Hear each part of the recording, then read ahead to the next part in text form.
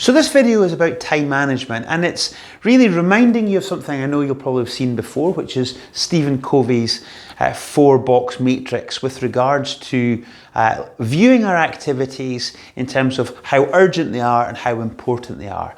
But I want to give it a little twist at the end. So again, just to recap, what Covey really said was that we can pretty much put our activities into one of these 4 boxes. So for example, if there are some activities that we will indulge in that just aren't important and they're not even urgent.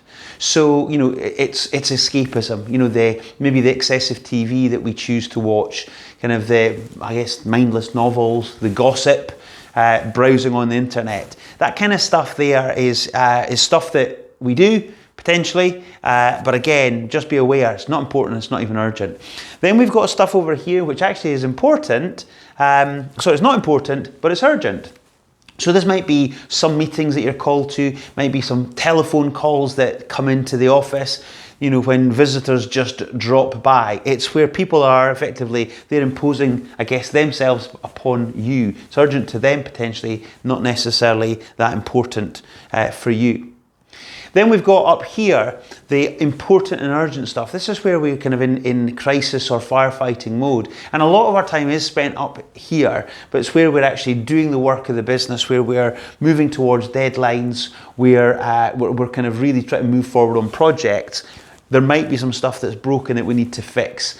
Now, this happens a lot. Now, again, we're trying our best to minimize the time that we spend here by spending time here, which of course we know is the real zone of performance, which is where we're working on the stuff that's important, but it's not urgent.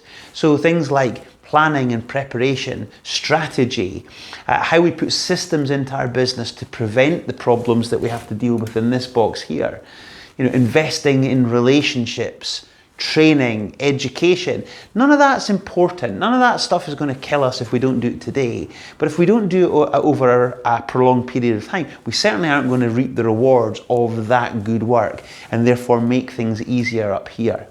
So the slight twist I want to kind of give to this is, look, this is all about choice. We know that we can choose how we spend our time, but I'm going to just introduce you to the idea, or remind you I should say, of what we call the line of performance in Action Coach. Now you can choose to perform at a high level or a low level, and we know that anything below this line here really is characterized by the acronym of BED. You know, blame, excuses, and denial. It would be very easy for us to indulge in some of these activities, and blame it on, oh well, so and so came round just the other day and put me off my task, or the excuse of, oh well, I need to relax, I need to kind of just watch endless TV of drivel. Or the denial aspect of this might be that you're not even aware that you're doing some of this stuff, or you don't even think that it's not going to be that helpful to you in the long term.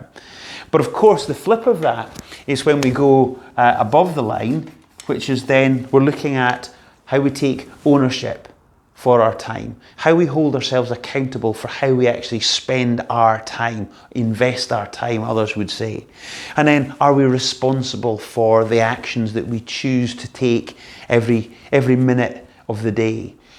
So again, we know that we have to be spending much more of our time up here, and that really takes a lot of discipline and focus so that we don't slip below the line and get involved in all this kind of stuff. Because, you know, this idea of I haven't got enough time, I mean, that's not true. You have got the time, you just choose to do different things with the time that we've got. And again, our encouragement, of course, is to, you know, spend as little time here as possible. Of course we're going to spend time up here, that's work getting done, but again, how do we kind of move ourselves as much as possible into some of this important and not urgent quadrant. So that takes ownership, accountability, responsibility for the time you've got, but that's where high performance really comes from. So I hope that's a nice little twist for you on a fairly commonly known quadrant for time management. There we go. Look, until we meet, good luck in being productive.